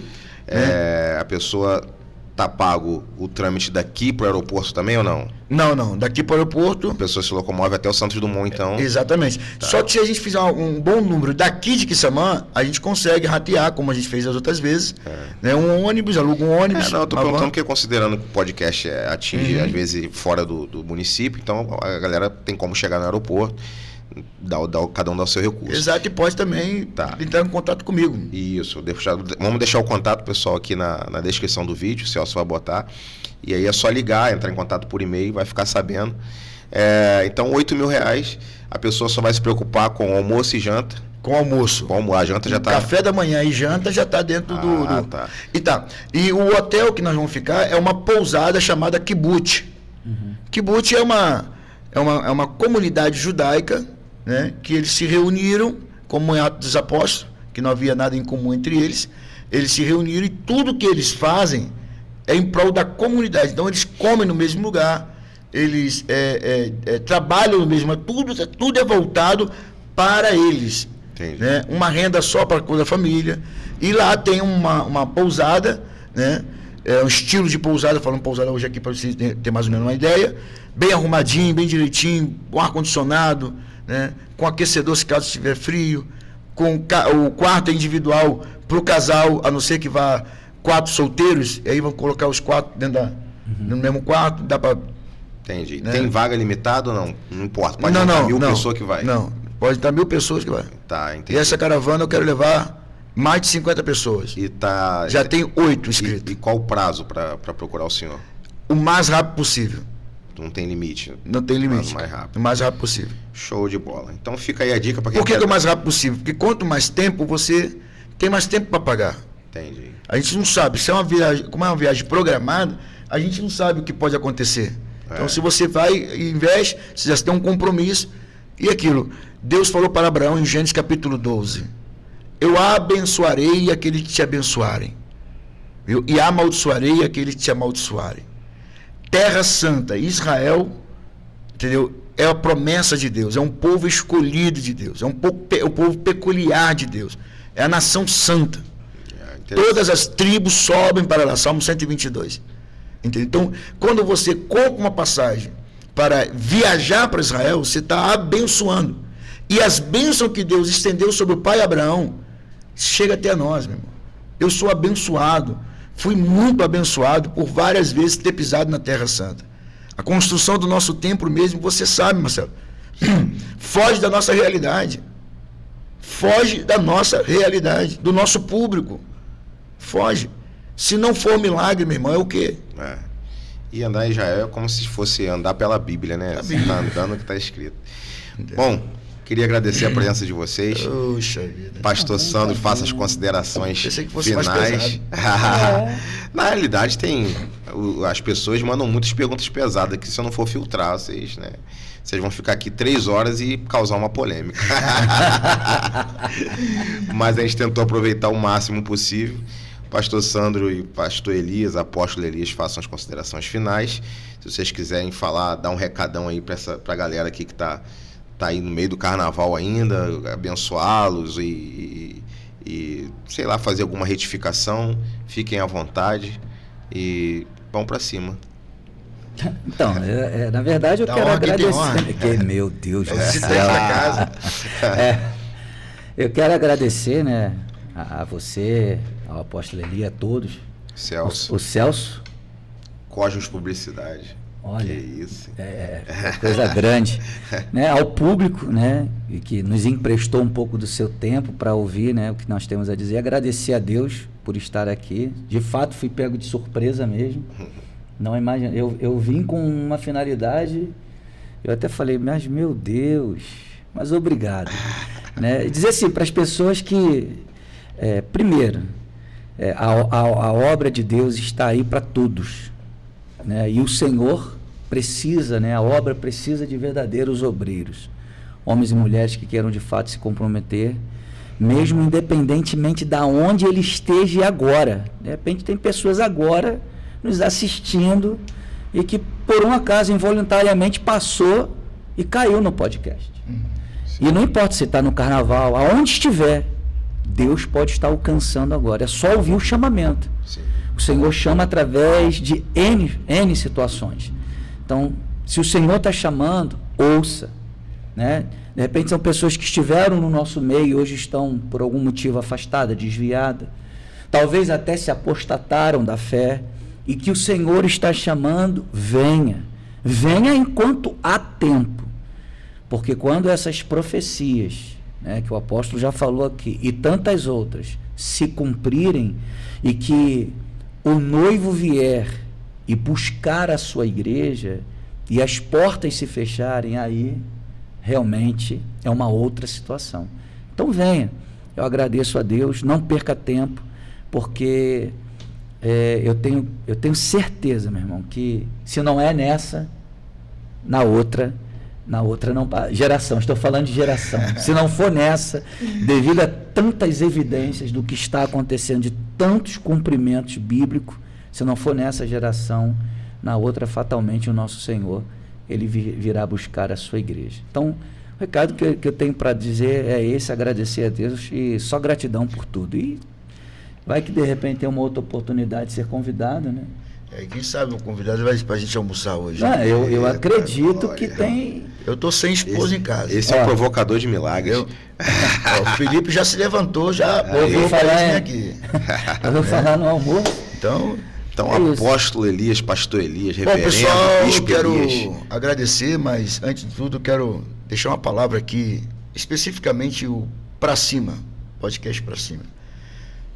Queremos declarar que virão muitas pessoas renomadas, grandes, sentarão nessa cadeira, sobre esse microfone, sobre as perguntas aqui, e será conhecido mundialmente todo esse trabalho para a glória do nome do Senhor Jesus. Amém. Declaramos as bênçãos do Senhor sobre esta casa, sobre esse empreendimento, sobre esse negócio, porque eu creio que precisa ter uma voz, assim como houve a voz daquele que veio preparar o caminho para que Yeshua fosse visto, fosse conhecido, como foi João Batista, que dentro do deserto atraiu multidões para vê-lo pregar, e era uma pregação que hoje, se a gente fosse pregar, daria ruim. É complicado. Né? Mas ele chamou todo mundo para simplesmente por o arrependimento e para produzir frutos de arrependimento. Então não basta só arrepender, tem que produzir frutos de arrependimento. Quando o homem produz fruto de arrependimento, ele tira de dentro para fora. Né? E quando isso acontece, é reconhecer que precisa de quem veio até João, e o próprio João disse, não sou digno de atar as sandálias dos teus pés, mas uma demonstração de humildade, de amor e de princípio, e Yeshua mostrou. É necessário que isso aconteça. Ele se submeteu a João, né? A autoridade daquele que veio preparar o caminho, e foi batizado, e as 3 manifestações, né, que aconteceu naquele momento: o céu se abriu, tá? A pomba desceu, e uma voz ecoou dizendo: esse é meu filho amado a quem me comprazo. Esse mesmo Jesus, ele está na porta do teu coração, dizendo: vinde a mim, vós que estáis cansados, oprimidos, sobrecarregados, que eu vos aliviarei. Talvez você esteja se aliviando aí nas pistas. Vou aliviar nas drogas, vou me aliviar na bebida, vou me aliviar, né, nas danças, na alegria que você vai proporcionar à tua carne momentânea. Mas o teu espírito precisará de oxigênio. Foi para isso que quando Jesus foi batizado, o espírito dele desceu sobre ele, mesmo sabendo que era 100% um homem, 100% Deus. Ele precisou do espírito dele, sobre o espírito humano dele, ok? Ali, para poder manter-se firme nesse mundo tenebroso. E você não é diferente. Estamos aqui, conversamos de diversos assuntos, vários temas, mas acho que o tema principal aqui é falar de Jesus. Então eu louvo a Deus por essa oportunidade, que você possa também dar essa oportunidade para Jesus Cristo, falar ao seu coração, e que o Espírito de Deus possa verdadeiramente te mostrar o evangelho genuíno, através do convencimento, de dizer para você o seguinte: o lugar onde você está não é o seu lugar, porque você sabe de onde você saiu. Então não queira fazer passeios em lugares de onde você já saiu. Bem-aventurado é o homem que não anda segundo os conselhos dos ímpios, nem se detém nos caminhos dos pecadores, e nem se assenta nas rodas dos escarnecedores. Vem, porque estamos de braços abertos para te receber. Tem certeza, aqui na rua Francisco de Assis Carneiro, número 140, na Igreja Apostólica, tenda da adoração, no domingo às 18 horas. Eu tenho uma palavra de Deus para o teu coração. Te aguardo. Deus abençoe você. Deus abençoe Marcelo. Amém. Deus abençoe Cosme Publicidade, Celso, Carlinha, e enfim, todos vocês. Sandrão, Obrigado. foi um prazer, cara. Opa! Te conhecer. Deus te abençoe. E ó, estando aí domingo, esteja comigo lá na tenda da adoração. Se eu casasse dinheiro, hein? Ele falou exatamente isso. Pastor Sandro, se vocês moram no Rio, aí, Rio de Janeiro, perto de Campo Grande, qual é o endereço da igreja lá? Carlos Prestes, número 1, Igreja Pentecostal Deus Promessa, no Conjunto Santa Maria. Aí, fica aí Entendeu? o convite. Um abraço para vocês, muito obrigado a presença de vocês, e que Deus abençoe a nossa semana, nosso mês, nosso ano. Deus abençoe nossa cidade, Isso proteja aí. nossa cidade. Verdade. Livra de todo mal, de todo E perigo. vamos para cima. Um Amém. abraço, até a próxima.